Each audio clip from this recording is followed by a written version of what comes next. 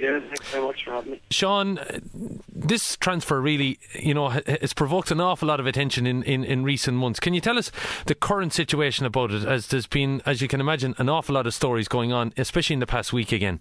Yeah, well, I suppose where it's at the minute, Killian, I've resubmitted my transfer request today, and obviously I'm very hopeful now that it will be approved. I believe I previously provided, I suppose, a lot more information than most others do when seeking an inter-county transfer, but it was considered to be not enough at the time. So I've now resubmitted it with all the information that Croke Park said was required for me to submit. So hopefully now that it'll be approved. So obviously quite tough on you, but people I'm sure are quite intrigued though why you chose Kildare in the first place, and why you felt that you had to even get that transfer at all. Well, I suppose the reason that I'm transferring, is probably what known, Killian, now, is that I still really want to play inter-county football. I believe that I'm coming into my best years now, and I can't afford really to miss out on years now. That's just not possible with Cavan at the minute. In fact, that I was dropped from the Cavan panel, and I suppose told by members that it was a long-term strategy and not something that was likely to change. In the fact that they were planning to stick with youth, and that they didn't really see me as part of their plans. They're more than entitled to do that, and I wish them all the best with it and hope it goes well for them. But I still really want to play at this level, and still suppose feel I have something to offer at this level, and don't really want to waste my best years. I suppose chose Kildare, having watched them a good bit. I suppose I really admire the type of football that they played, and from the outside it seemed like a very good setup. And I've also always admired, I suppose, the manager Kieran, and as both a player and as a new manager. And I also had acquaintances of Niall Carew and Julie Davis from my college days. So they're the main reasons. Matters then as regards to St. Kevin's as the club that you chose then when transferring into the county? Yeah, well, I suppose, like I said earlier, I'd known Niall from my college days when he was manager of Maynooth, and I was playing with DCU and came across him on a couple of occasions. And when I was forced to change clubs as part of the transfer, I tried to do it without having to change clubs. I then approached Niall to see if his club would be an option or if they were interested. Because I knew they were located, near to Stratham where I'm living. And then, Niall introduced me to the chairman, Martin, and John in the St. Kevin's club. And after a visit to the club, I was more than happy to transfer to them. We're joined by the vice chairman of St. Kevin's, John Noon, here in the studio. Good evening to you, John. How's it going, Killian? Good. Just of course with Sean there and everything like that, I'm sure a man that you welcomed when he was in and around and interested in being involved with you. Of course we were.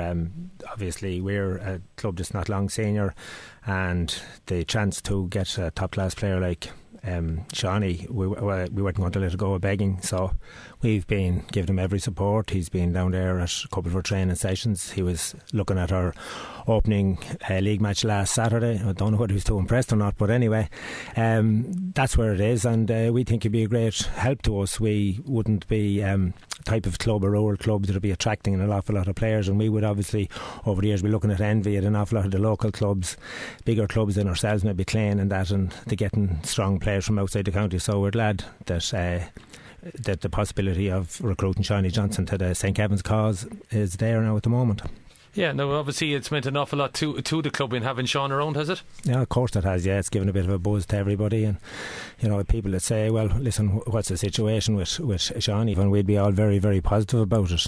They're very welcome in the area, and as I said, all the players never looking forward to having Seanie playing alongside them. They think themselves they can only improve their own play, and maybe the direction that the team is going in. You mentioned there that you had contact, Sean, with Niall Carew.